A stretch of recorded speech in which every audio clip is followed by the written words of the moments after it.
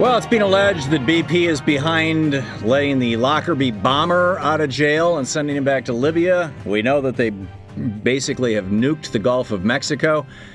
What else are they up to? There's a report from a TV station, KLAS TV 8 in Las Vegas, that the last wild horse roundup, BLM's last wild horse roundup, was the bloodiest operation in history, and that the BLM proceeded with this roundup in violation of advice from a federal judge. Why? Madeleine Pickens is with us with SavingAmericasMustangs.org, and Jerry Reynoldson, he's also a spokesperson for SavingAmericasMustangs.org. Madeleine is a businesswoman, thoroughbred racehorse owner, a breeder, animal welfare activist, and philanthropist. And first, Madeleine, welcome to the program. Thom, thank you so much for inviting us on your show. Thank you so much for showing up. Your husband, T. Boone, has been on this program a couple of times, and it's always been interesting conversations.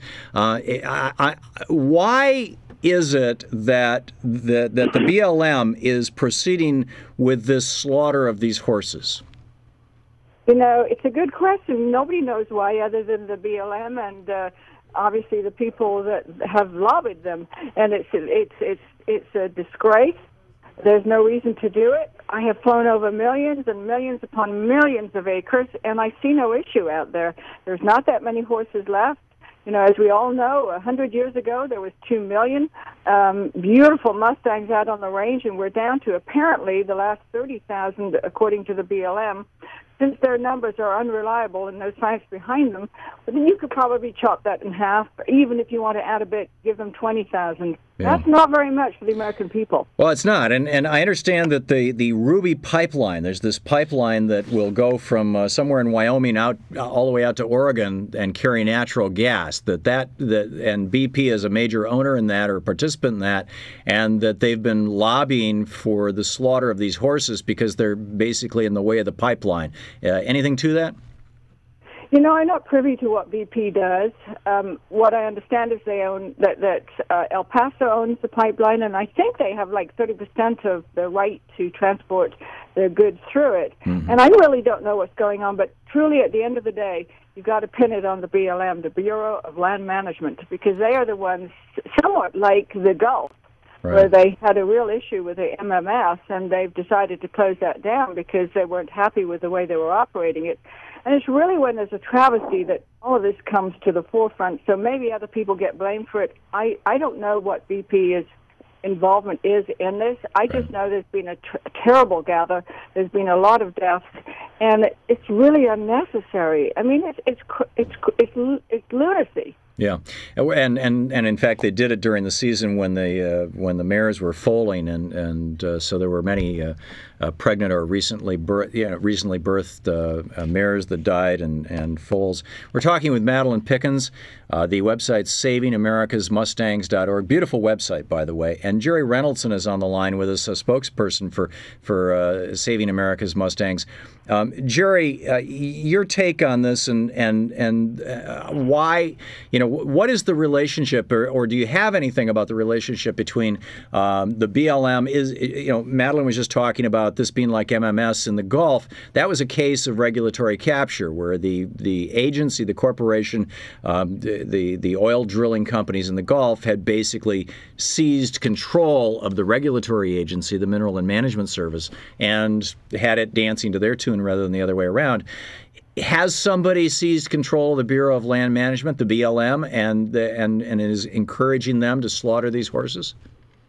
Thom, I think they've always had control of the BLM. When the BLM was founded, it was grounded in the notion that they were managing that land for agricultural purposes, and largely for cattle grazing and that part of the ag business. So I don't think it's a matter of it happening. It's been that way for a long time, and they're so resistant to change. They have powerful lobbying groups, and it seems like they just continue to do business the same way. And, of course, that's what MMS did for years, too, was right, just continue on the same track.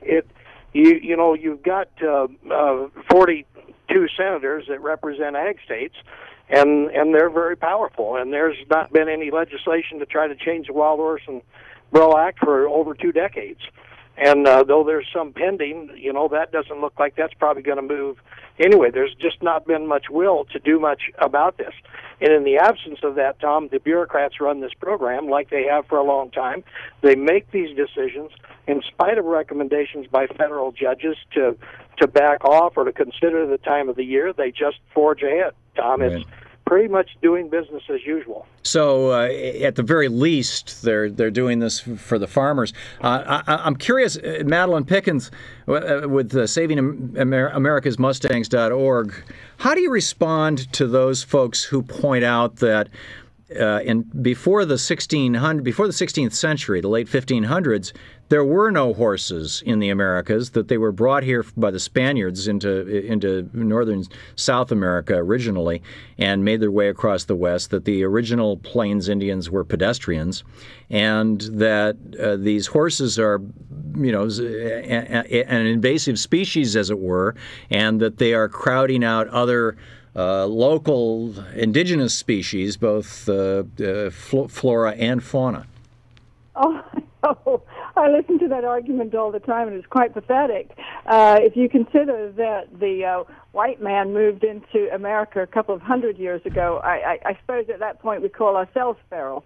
I mean, right. It's actually proven science that the horse has been here many, many moons ago, long before the 16th century. And as the world changes, and we had the dinosaur issues, the horse became extinct too. But actually there are museums that have the skeletons of these horses from thousands of years ago. Oh, you're talking about pre-Pleistocene, pre-Clovis people, more than 10,000 years ago. Oh yes, but even throw that aside, okay? Right. I think the 1600s is a pretty good reason. It's sort of like the homesteaders. They were here before we were here. Mm-hmm. And, this is a sacred animal to the Indians, mm-hmm. and they are appalled at what's going on. Mm-hmm. And, they were mistreated, and we're mistreating the animals. The American people care about these horses. They're federal horses.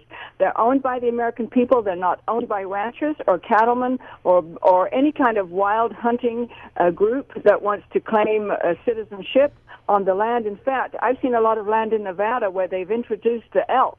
Mm-hmm. And they have these people on board with them, and they create water areas for the elk. Mm-hmm. And I see all these passages across the freeways and tunnels to accommodate the elk so that the cars won't crash into them. Right. And I love the elk, but you've introduced that species. And I said, and then what happens? They go, well, when it reaches a certain number, we have to control them. Oh, great. So then we issue hunting licenses. Right. And this has all been at the expense of the wild horse. And I think most people overseas, most people in America have never seen an American Mustang. They've all, seen John Wayne. They've seen our cowboys. They've seen our history. What an incredible history we have. We have a sexy history, and we're allowing them to destroy this. And I want to bring this back, creating a sanctuary where we can take the 11,000 horses that are in short-term holding. Now, understand this. They are butt to butt. They have no trees, no shade. People cannot go in and visit them. This is a disgrace, and we can do better as Americans. The private industry can do better than the Bureau of Land Management when it comes to containing these horses and taking care of them. Okay. Madeleine Pickens and Jerry Reynoldson, the website SavingAmericasMustangs.org. Beautiful website, clear calls to action there. You can check it out. Madeleine and Jerry, thank you both very much for being with us today. Thank you, Thom. And keep up the great work. Good talking with both of you.